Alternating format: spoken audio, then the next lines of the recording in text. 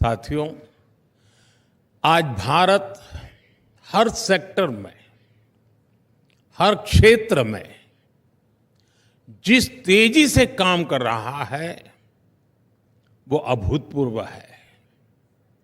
भारत की स्पीड, भारत की scale unprecedented है। अभी हमारी सरकार के थर्ड टर्म के करीब 125 डेज पूरे हुए हैं। मैं आपके साथ 125 डेज का अनुभव शेयर करूंगा।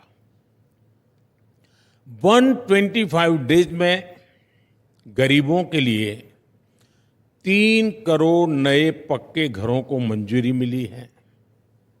125 डेज में हमने 9 लाख करोड़ रुपए के इंफ्रास्ट्रक्चर प्रोजेक्ट पर काम शुरू किया है। 125 डेज में हमने 15 नई वंदे भारत ट्रेनें चलाई हैं। 8 नए एयरपोर्ट पे के काम शुभारंभ हुए हैं। इन्हीं 125 डेज में हमने युवाओं के लिए 2 लाख करोड़ रुपए का पैकेज दिया है।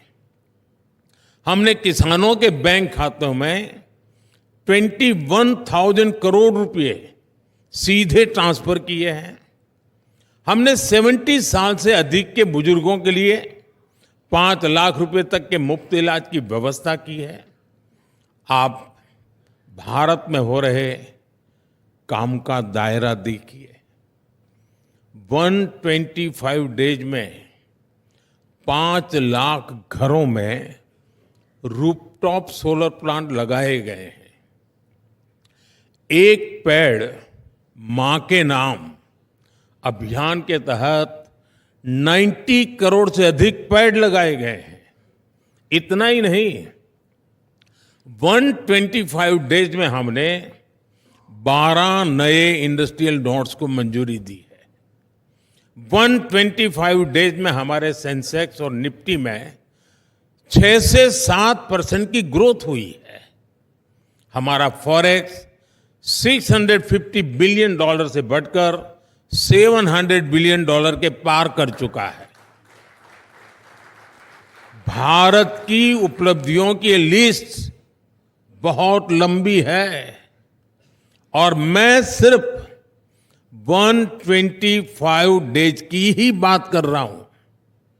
आपको ये बात भी नोट करनी होगी कि इन 125 डेज में दुनिया भारत में किन विषयों पर चर्चा करने आई।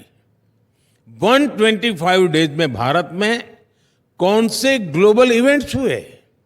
भारत में टेलीकॉम और डिजिटल फ्यूचर पर चर्चा करने के लिए इंटरनेशनल असेंबली हुई।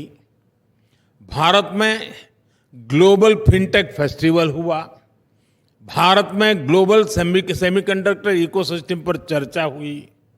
रिन्यूएबल एनर्जी और सिविल एविएशन के फ्यूचर की इंटरनेशनल कॉन्फ्रेंस भारत में हुई। फ्रेंड्स, ये सिर्फ इवेंट्स की लिस्ट नहीं है, ये भारत के साथ जुड़ी होप की भी लिस्ट है।